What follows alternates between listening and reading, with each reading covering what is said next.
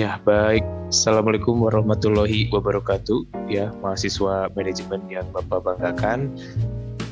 Melanjutkan materi selanjutnya yang kemarin. Ya, kalau sekarang kita akan bahas berkenaan dengan tim dan juga kelompok kerja. Ya, ini merupakan salah satu materi yang akan kita bahas di sesi 12 ya. Kita akan bahas terkait dengan tim dan juga kelompok kerja. Ya, diawali dari sebuah pertanyaan, ya, apa itu kelompok dan tim kerja? Ya, ini adalah suatu pertanyaan untuk bisa merangsang ya para mahasiswa untuk bisa melihat urgensi dan kedudukan dari kelompok dan juga tim kerja. Hal ini didasari dari pentingnya memahami perbedaan keduanya dalam organisasi dan relevansinya untuk efektivitas kerja dan juga budaya organisasi. Karena sebetulnya kelompok dan tim kerja ini merupakan salah satu hal yang tidak bisa dilepaskan dari aktivitas organisasi. Ya.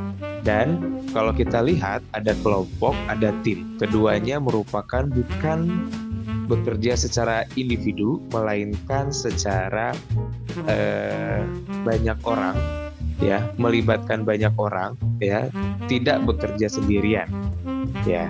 Dan ini menjadi salah satu hal yang paling sering dirasakan oleh anggota organisasi bahwa tidak semudah itu untuk bisa beradaptasi di dalam kelompok maupun tim kerja.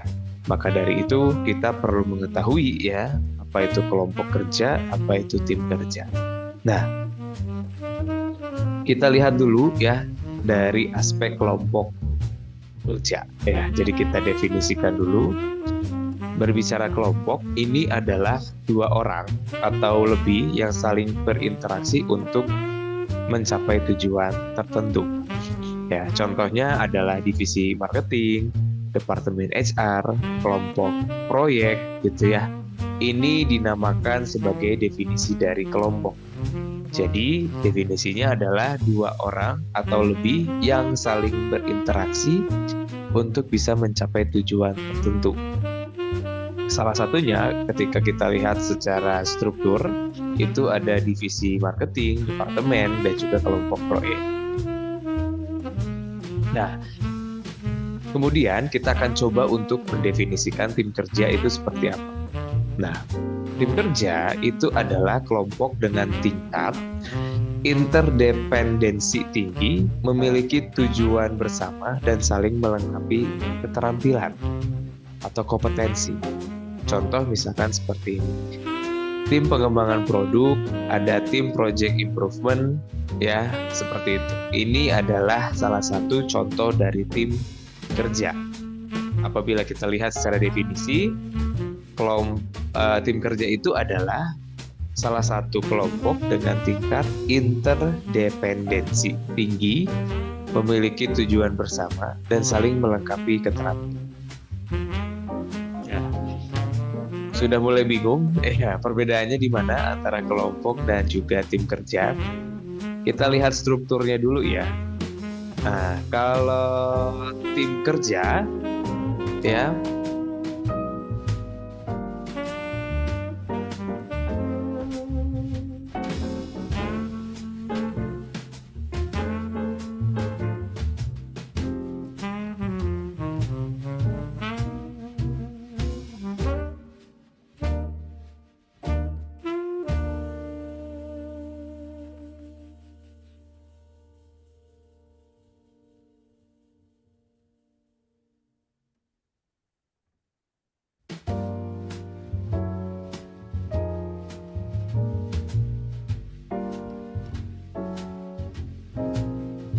jadi kalau kita lihat perbedaan antara kelompok dengan tim kerja, kita lihat ini aspek dimensi, ya, aspek yang mengikat setiap tim kerja dan kelompok kerja.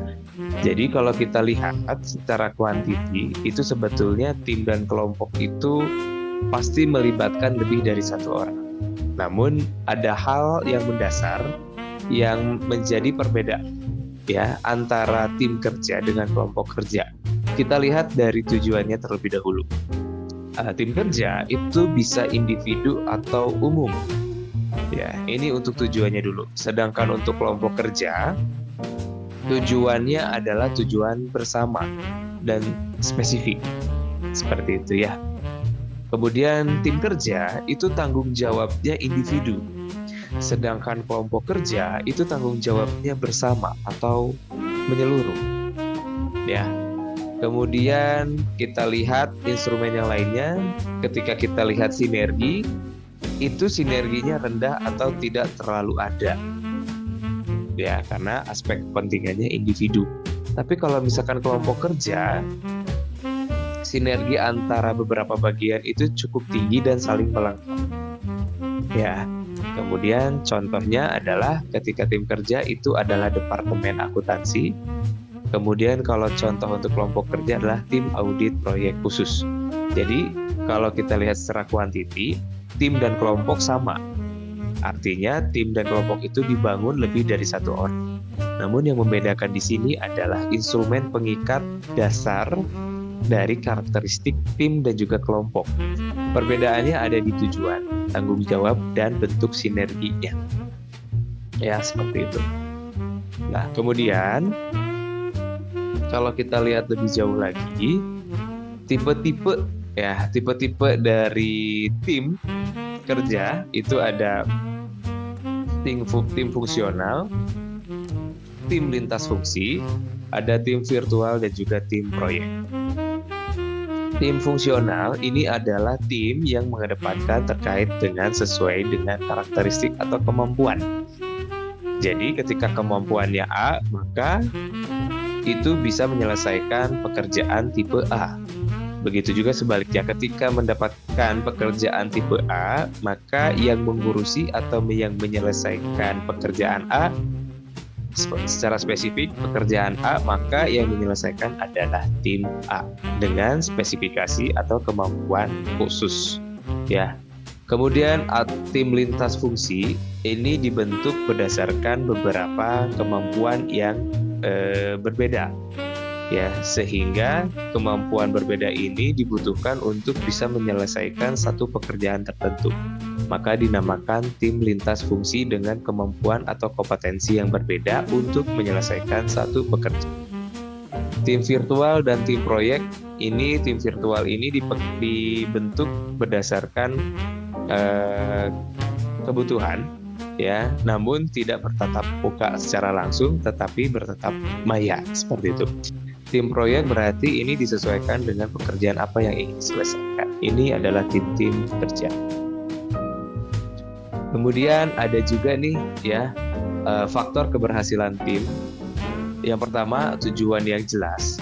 Kemudian juga ada komunikasi yang efektif, ada kepemimpinan yang baik, kepercayaan antara anggota, dan pembagian yang tepat. Ini adalah salah satu faktor-faktor yang bisa mempengaruhi keberhasilan dari suatu tim. Bisa saya katakan bahwa sebetulnya faktor yang paling besar adalah poin nomor 2 dan juga nomor 3. Poin nomor 1, 4, dan 5 menurut saya tidak terlalu fundamental, ya, masih bisa berjalan. Tapi komunikasi itu dan kepemimpinan itu menjadi hal yang sangat fundamental. Ketika komunikasi tidak berjalan baik, maka sebetulnya tim itu tidak bisa menjalankan tugasnya dengan baik. Begitu juga dengan pemimpin. Di dalam tim tidak ada sosok pemimpin, maka tidak ada yang bisa mengarahkan, kemudian juga yang mendorong serta memandu untuk bisa menyelesaikan tugas tersebut. Ya, menurut saya yang paling dominan dan paling fundamental adalah faktor komunikasi dan juga kepemimpinan. Ya, seperti itu. Nah, kemudian muncul pertanyaan, solusi apa yang bisa diberikan ketika tim atau kelompok sulit untuk satu tujuan? Ya, ini merupakan salah satu pertanyaan yang bisa mengasah bentuk pemikiran kritis para mahasiswa manajemen. Karena setiap tim atau setiap kelompok itu kan sebetulnya menyatukan beberapa visi atau beberapa pemikiran setiap orang untuk akhirnya bisa menjalankan atau menyelesaikan setiap pekerjaan sesuai dengan kebutuhan atau sesuai dengan visi dan misi. Setiap orang pasti punya karakteristik yang berbeda-beda. Nah, caranya seperti apa supaya tim yang sudah dibentuk ini ya bisa menyelesaikan atau bisa mencapai tujuan. Menurut mahasiswa manajemen, solusi apa yang bisa diberikan? Silakan dijawab di forum diskusi yang ada di e-learning. Terima kasih banyak. Kita ketemu lagi di sesi berikutnya di sesi 13. Hatur nuhun.